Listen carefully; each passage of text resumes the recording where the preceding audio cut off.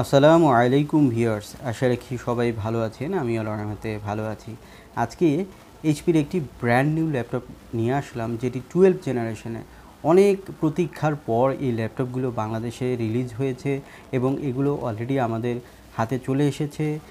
এই ল্যাপটপগুলোর মধ্যে আপনারা যেটি পাবেন সেটি হচ্ছে কোরাই 3 12 জেনারেশন, কোরাই 5 12 জেনারেশন এবং কোরাই 7 12 জেনারেশন।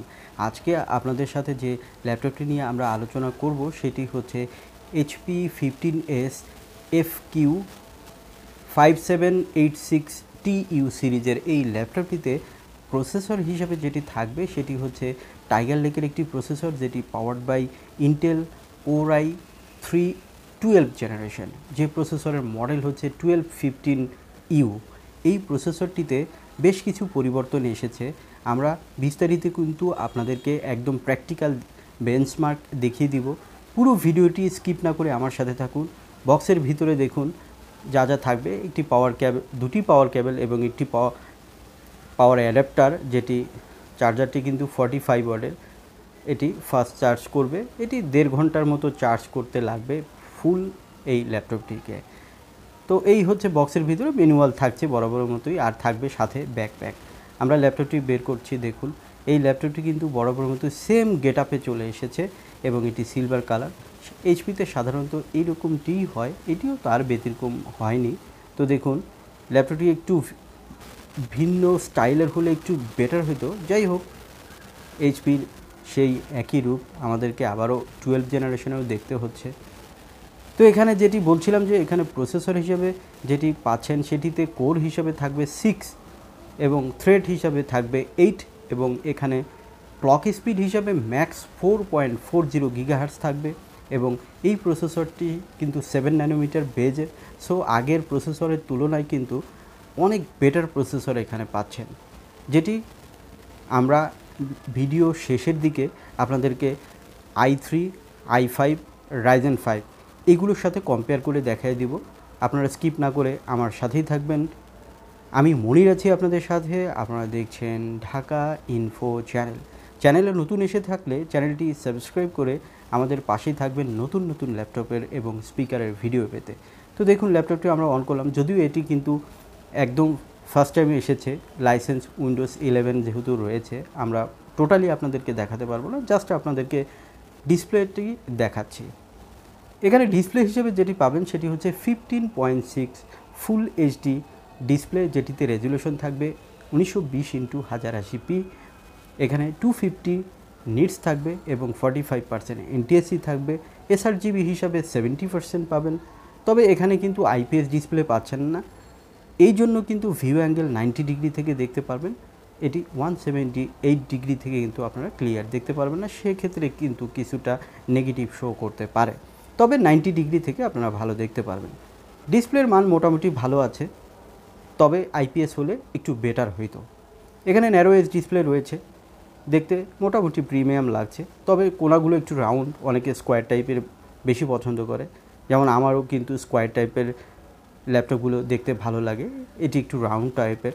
এক একজনের পছন্দ এক এক রকম, আপনার হয়তো ভালো লাগতে পারে, আবার আরেকজনের হয়তো নাও ভালো লাগতে পারে। বডি হিসেবে যেটি পাবেন সেটি হচ্ছে এটি ফাইবার এবং মেটাল কিছু মিক্সডের এবং প্লাস্টিকও কিছু রয়েছে, যেটি নিচের দিকে রয়েছে। তো দেখুন এই ল্যাপটপটিতে আপনারা র্যাম হিসাবে যেটি পাবেন সেটি হচ্ছে 8GB ডেডিকেটেডলি। এটি 3200 বাস স্পিডের র্যাম। তবে আরেকটি ভালো অপশন কিন্তু এই 12 জেনারেশনে কিন্তু DDR5 র্যামও সাপোর্টেড, এই প্রসেসরটি কিন্তু সাপোর্ট করে। দেখুন এখানে পোর্ট হিসাবে আপনারা ফাস্ট চার্জিং পোর্ট, USB 3.0, 3.1 রয়েছে। অপোজিটে আরও দেখব, এখানে দেখুন কার্ড রিডার পোর্ট রয়েছে, অডিও কম্বো পোর্ট রয়েছে, টাইপ সি রয়েছে এবং HDMI রয়েছে। এই হচ্ছে পোর্টগুলো। তবে এই যে সেই একই দুটি ইউএসবি পাচ্ছেন, 3টি ইউএসবি এখানে থাকছে না। এখানে দেখুন পিছনের দিকে উইন্ডোজ 11 লোগোটা পাচ্ছেন, রাবার গ্রিপ রয়েছে, আর ডুয়েল স্পিকার রয়েছে উপরের দিকে, সেটি কিন্তু বেশ ভালো মানের, অর্থাৎ লাউড স্পিকার কিন্তু পাবেন। এইচপিতে মোটামুটি স্পিকার সিস্টেমটা বেশ ভালো থাকে, এটি বলতেই হয়। আপনি উপরের দিকে দেখতে পাচ্ছেন এটি টোটালি কিন্তু স্পিকার সিস্টেম। নিচের দিকে হলে সাউন্ডটি একটু কম আসে, উপরে থাকার কারণে সাউন্ডটি বেটার হয়। এখানে ব্যাকলিট কিবোর্ড আপনারা পাচ্ছেন না। আমরা আশা করেছিলাম 12 জেনারেশনে অ্যাটলিস্ট ব্যাকলিট কিবোর্ড তো আমরা পাবো, কিন্তু সেটিও কিন্তু এখানে দেওয়া হয়নি। ব্যাকলিট কিবোর্ড না থাকার কারণে এখানে আপনারা ফিঙ্গারপ্রিন্ট সেন্সরও পাচ্ছেন না। তো এই হচ্ছে এখানে কিন্তু অফিস এখানে 365 আপনারা লাইসেন্স ভার্সন পাবেন, যেটি স্টুডেন্ট ভার্সন, সেটির লোগোটি আপনারা অলরেডি দেখতে পেয়েছেন। পাওয়ার বাটনটি কিন্তু একটু আলাদা রয়েছে। তো আমরা বেঞ্চমার্কটি একটু দেখে নিই। দেখুন Core i3, Core i5 এবং Ryzen 5। এখানে কিন্তু এই ল্যাপটপগুলোতে দেখুন বেজে কিন্তু কোর একটু i3-তে কম থাকলেও কিন্তু ম্যাক্সে কিন্তু দেখুন 4.40 রয়েছে ম্যাক্স, এটি যেটি i5-এর চেয়েও বেটার রয়েছে।